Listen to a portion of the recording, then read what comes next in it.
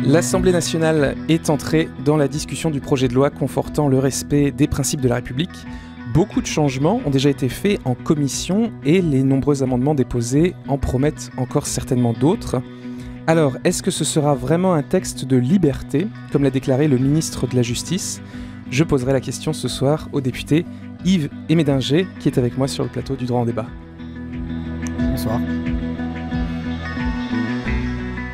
Yves Médinger, vous êtes député de la première circonscription du Haut-Rhin, et vous étiez sur les bancs de l'Assemblée cette semaine.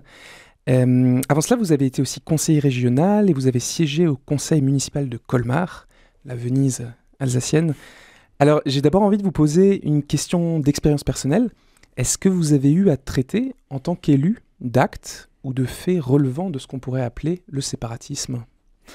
Oui, bien sûr, on voit bien ces dernières années une montée en puissance qu'il faut à tout prix endiguer. La France vient de vivre une vague de terrorisme importante ces dernières années qui évidemment doit nous interpeller sur nos fondamentaux et qui doit à tout prix nous faire réagir.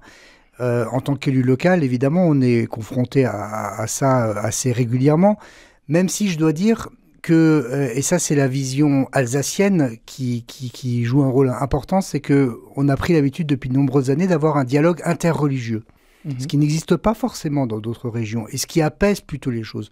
Mais oui, concrètement, on a de plus en plus de pression. Moi, je l'ai vécu après avoir été 12 ans premier adjoint au maire de Colmar, comme vous le disiez, des demandes de créneaux séparés dans les piscines, de demandes de cantines halal. Il y a ici ou là des demandes qu'évidemment eh bien, on ne doit pas accepter pour ne pas céder à ce qui est une véritable volonté politique derrière cela.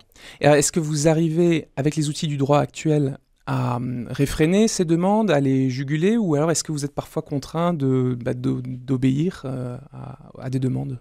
Non, globalement, il s'agit d'abord d'une volonté politique des élus.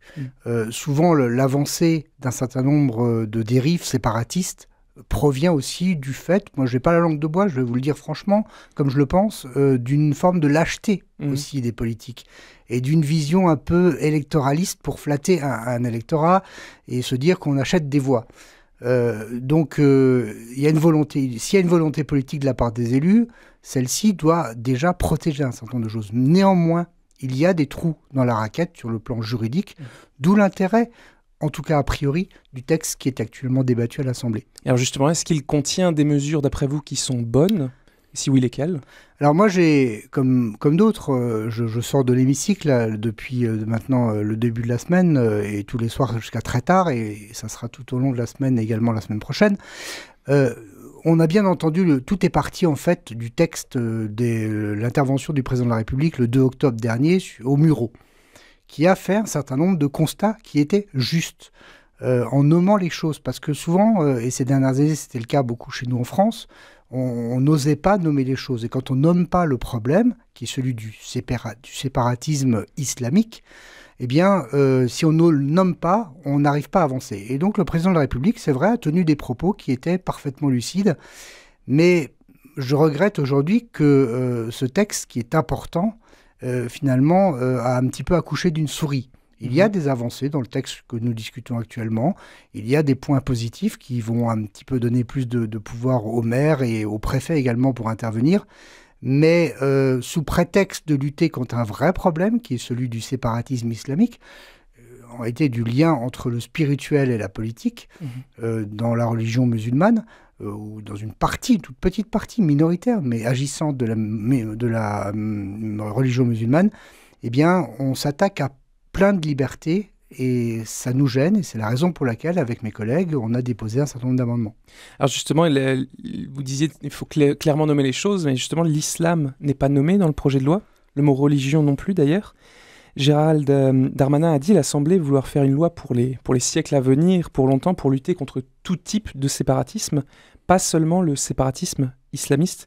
Est-ce que ça justifie, selon vous, de traiter le fait religieux comme un tout, de mettre toutes les religions dans le même sac et même de même pas en parler, alors que c'est ce qui est au cœur ? Non, c'est ça qui me gêne. Et c'est tout le problème de ce texte de loi qui, encore une fois, contient un certain nombre d'avancées, mais qui, parce qu'on voit bien, il y a eu un glissement sémantique d'ailleurs. Au départ, ça devait s'appeler texte sur le séparatisme, et qui était en lien direct avec le discours prononcé, je le redis, par le président de la République. Aujourd'hui, ça s'appelle loi confortant les principes républicains. Donc ce glissement sémantique, il est malheureusement révélateur de l'évolution qui a eu lieu dans ce texte, sans doute parce que la majorité actuelle n'a pas osé aller jusqu'au bout pour éviter des divisions en son sein. Mais du coup, on stigmatise un certain nombre de religions, des religions qui, maintenant, depuis de nombreuses années, ne posent aucun problème dans la sphère républicaine. Et sous prétexte qu'une religion, qu'une pratique d'une religion, parce qu'il ne s'agit pas de stigmatiser non plus tous les musulmans, hein. D'ailleurs, je relève que la majorité des musulmans sont eux-mêmes stigmatisés par les dérives séparatistes d'un certain nombre des leurs. Donc c'est aussi pour protéger d'ailleurs les musulmans qui majoritairement exercent leur foi dans des conditions normales. Donc on porte atteinte à la liberté d'un certain nombre de religions. Moi, je l'observe dans le texte, on parle plus de laïcité que de radicalité. Je crois que c'est révélateur, malheureusement. Et alors, justement, le ministre a dit que c'était un texte de liberté. Est-ce que c'est vraiment un texte de liberté ou c'est pas quand même une succession de normes répressives qui s'appliquent à tous, justement, de manière un peu trop radicale? Oui, c'est ça le problème. Oui, c'est ça le problème, dans la mesure où, encore une fois, c'est pour ça que je dis que c'est un petit texte qui, non seulement n'atteint pas les objectifs qui sont fixés, qui est de lutter contre le séparatisme islamique, mais qui en plus va gêner des religions qui aujourd'hui fonctionnent très bien, et parce que, évidemment, moi je suis attaché à la liberté de culte, à la liberté religieuse, et celle-ci, globalement, aujourd'hui, s'applique très bien depuis... je veux dire, le débat a eu lieu au moment de la loi de 1905 et même avant. La religion juive avec le concordat chez nous, en tout cas, et même ailleurs, ne pose aucun problème. Les cultes protestants, catholiques non plus. Mais on a un problème avec l'islamisme musulman. Et en plus, ce texte de loi porte atteinte à d'autres libertés qui sont également la liberté d'enseignement. Oui, pensez à quoi ? Je pense à l'article 21, contre lequel alors je suis totalement vent debout et j'ai déposé un amendement pour le faire supprimer. En France, depuis Jules Ferry, c'est l'instruction qui est obligatoire, mais pas l'école. Ce qui permet encore jusqu'à présent à certaines familles de faire un choix, qui est le choix de l'instruction en famille. Dans 99% des cas, ce choix ne pose aucun problème. Mais parce que ici ou là, on a observé certaines dérives dans certaines familles, musulmanes, mais c'est pas le fait qu'ils soient musulmanes, encore une fois, qui pose un problème, mais à des fins politiques, eh bien, on s'attaque à l'ensemble de l'instruction à domicile. J'y suis totalement opposé. Alors, je reviens au problème des conversions, qui me semble être un problème, justement, en lien avec l'islam radical. C'est présent en France, de plus en plus de témoignages, les conversions forcées, ou le fait d'empêcher quelqu'un de se convertir. Alors, le projet de loi aggrave les peines en cas d'entrave à l'exercice du culte, comme pour les autres entraves d'ailleurs à la liberté d'enseignement. Mais finalement, en France, la liberté de conversion n'est pas clairement garantie. Changer de religion, c'est un droit qui existe en droit européen, mais pas en droit français. Et on sait quand même qu'il y a un très grand nombre de pressions familiales dans des familles islamistes. Si un membre de la famille, un enfant, déclare vouloir changer de religion, quitter l'islam pour devenir agnostique ou embrasser une autre religion, il subit des pressions, des violences, il est parfois obligé de s'exiler. Qu'est-ce qu'on peut faire pour vraiment mieux protéger cette liberté fondamentale et ce droit de changer de religion, en fait? Oui, si vous faites allusion au délit d'apostat, hein, oui, qui est présent dans la loi et qui, là encore, illustre le fait que, sous prétexte de lutter contre une dérive, les propos que vous avez cités sont justes, malheureusement, eh bien, on va s'en prendre à l'ensemble de la liberté de conscience. Et c'est ça qui pose un problème. Mais, vous savez, le problème de ce projet de loi, c'est qu'il arrive à un moment où il aurait fallu, c'est ce qu'on a défendu d'ailleurs avec les collègues membres des Républicains, modifier la Constitution. Parce qu'effectivement, par rapport à la Constitution française, de nommer les choses de manière plus précise aurait sans doute posé un problème et aurait été sans doute retoqué par le Conseil constitutionnel. Oui. Raison pour laquelle nous avions demandé, sur un certain nombre de points, une modification de la Constitution pour pouvoir aller plus loin sur ce texte qui est encore une fois un texte extrêmement important. Il arrive à un moment où la France est véritablement confrontée, la France, mais pas que la France, l'Europe, au sujet de la montée en puissance de ce séparatisme islamique. Et je reviens à la gestion du Covid et les restrictions sur la liberté de culte, justement. Est-ce que l'attitude du gouvernement, quand même, l'année dernière, ne montre pas que la liberté de religion n'est pas sa priorité, ou alors qu'il la considère peut-être quand même pas comme un bien Je vais vous dire mon sentiment qui me gêne. C'est que on a un problème qu'on vient d'énoncer, sur lequel je ne reviens pas. Et c'est l'occasion à la fois pour des extrémistes de s'en saisir pour faire leur miel politique, mais c'est également l'occasion pour certains extrémistes laïcs aussi, parce que ça existe encore, et certains de retrouver une tribune et d'en profiter pour enfoncer un coin dans les religions.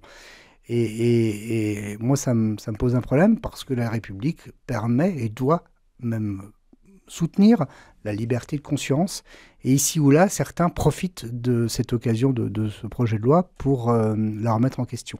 Alors, je ne sais pas si vous pensiez à Jean-Luc Mélenchon, mais je voulais parler de lui. Évidemment, notamment. Pour parler aussi de la loi de 1905, puisque à chaque fois à l'Assemblée nationale qu'il est question de la loi de 1905, on reparle de l'Alsace-Moselle. Le débat est récurrent, et donc il a proposé, Jean-Luc Mélenchon, à nouveau d'abroger le concordat, et donc le statut particulier dont jouissent les 3 communautés religieuses en Alsace, protestants, catholiques, juifs. Et j'avais envie de faire un parallèle pour réfléchir, parce qu'on sait que l'Alsace est une région qui a une identité forte quand même, que la loi de séparation de 1905 ne s'y applique pas.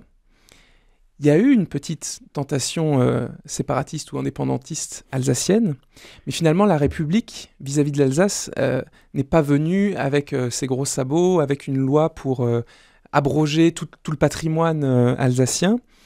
Elle s'y est prise autrement, et aujourd'hui, l'Alsace, je pense, et la Moselle sont pleinement français. Est-ce que l'Alsace et la Moselle n'illustrent pas le fait qu'il y a peut-être d'autres solutions pour être pleinement français ? Mais j'ai eu ce débat, comme je suis membre de la commission spéciale qui a instruit le projet qui arrive aujourd'hui dans l'hémicycle, depuis lundi, j'ai eu ce débat-là avec Alexis Corbière qui répète les mêmes propos que Mélenchon et régulièrement qui attaque le concordat, qui attaque le droit local, qui trouve que c'est pas normal. Je lui ai dit qu'à la fois c'est mépriser l'Alsace. Effectivement, l'Alsace n'était pas française en 1905, mais c'est pas de la faute des Alsaciens. Les Alsaciens ont été, au gré des ballottements entre la France et l'Allemagne, des victimes non consentantes de cette situation-là. D'une part, donc, c'est l'histoire, et M. Mélenchon est un féru d'histoire, il devrait le savoir. Ensuite, c'est méconnaître le droit, parce que le Conseil constitutionnel lui-même, dans une décision de 2011, considère que le droit local fait partie intégrante du droit français. Le Conseil d'État l'a également reconnu sur le plan de la laïcité en matière d'éducation. Donc le droit local fait partie intégrante du droit français. Il est le fruit de l'histoire. Et c'est la richesse aussi de nos régions de ne pas être uniforme comme le souhaitent un certain nombre d'élus, dont ceux que vous avez cités. Donc il faut qu'on soit extrêmement réactif là-dessus. On l'est. Globalement, j'ai envie de dire, parce qu'on a beaucoup questionné... l'Institut du droit local.